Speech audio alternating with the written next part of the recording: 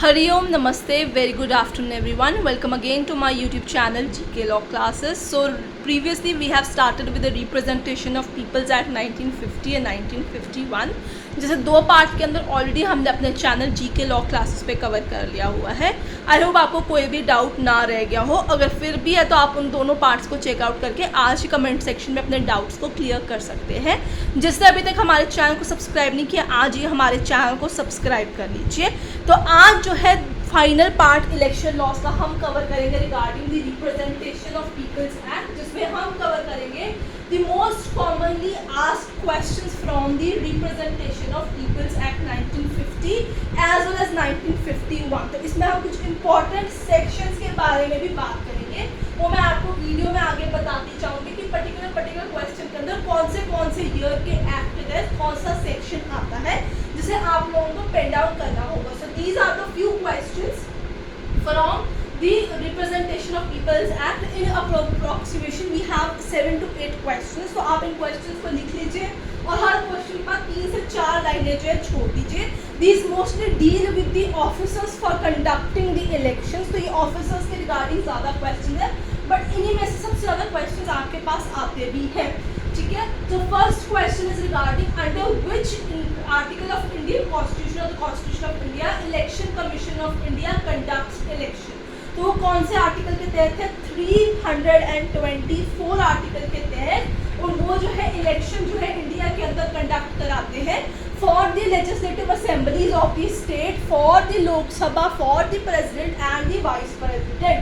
Students for conducting election to municipality and panchayat, वो duty आपको दी जाती है to the state election commission, जो अपनी स्टेट में पंचायत और म्यूनिसिपैलिटीज के चुनाव करवाती है.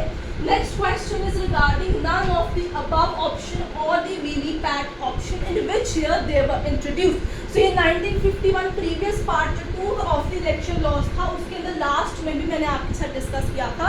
द ईयर वाज 2013 के अंदर नोटा और वीवीपैट को इंट्रोड्यूस किया गया था.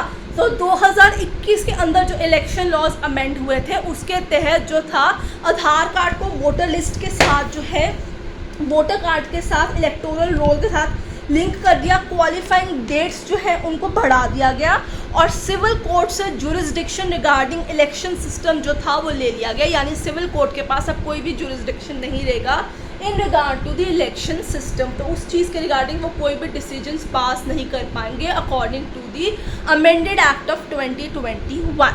आगे बढ़ेंगे, चलेंगे अगले क्वेश्चन की तरफ. Next third question is who supervise election works in the state. State level पे इलेक्शंस जो है उसका काम कौन देखता है, कौन सुपरवाइज करता है? तो उस इंसान का नाम होता है chief electoral officer, CEO. I repeat, chief electoral officer, जिसे इलेक्शन कमीशन ऑफ इंडिया ही अपॉइंट करती है. दोनों एक्ट्स के दोनों सेक्शन में बताऊंगी जिसमें CEO के रिगार्डिंग बात की गई है. So chief electoral officer supervise election commission work और election work in state level area. So centre के बाद इलेक्शन कमीशन ऑफ इंडिया के बाद जो है आपके स्टेट लेवल पे कौन सुपरवाइज करेगा? CEO.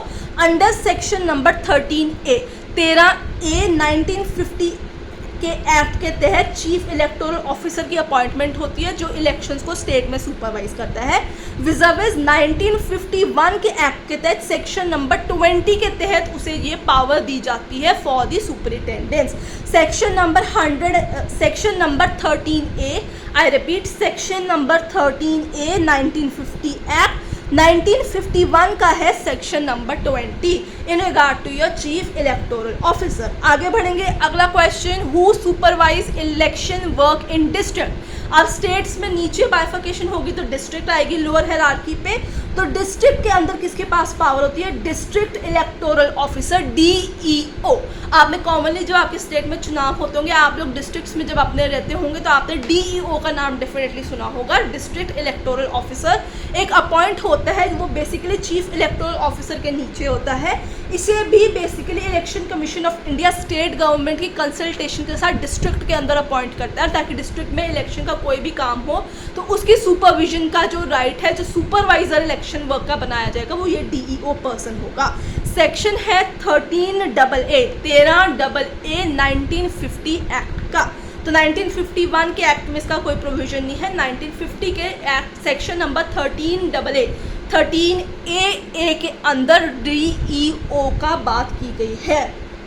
अगला question, who is responsible for election in parliamentary constituency और in the state assembly constituency? तो उसका जिम्मेदारी होती है रीजनल ऑफिसर के ऊपर। सेक्शन नंबर 21 नंबर सेक्शन 1951 के एक्ट के तहत he is responsible for elections in any parliamentary और state assembly constituency, regional officer यानी RO। नेक्स्ट क्वेश्चन है, who is responsible for the preparation of electoral rolls? तो ये अब अगला आपका इंपॉर्टेंट क्वेश्चन आ चुका है, इलेक्टोरल रोल्स कौन बनाता है?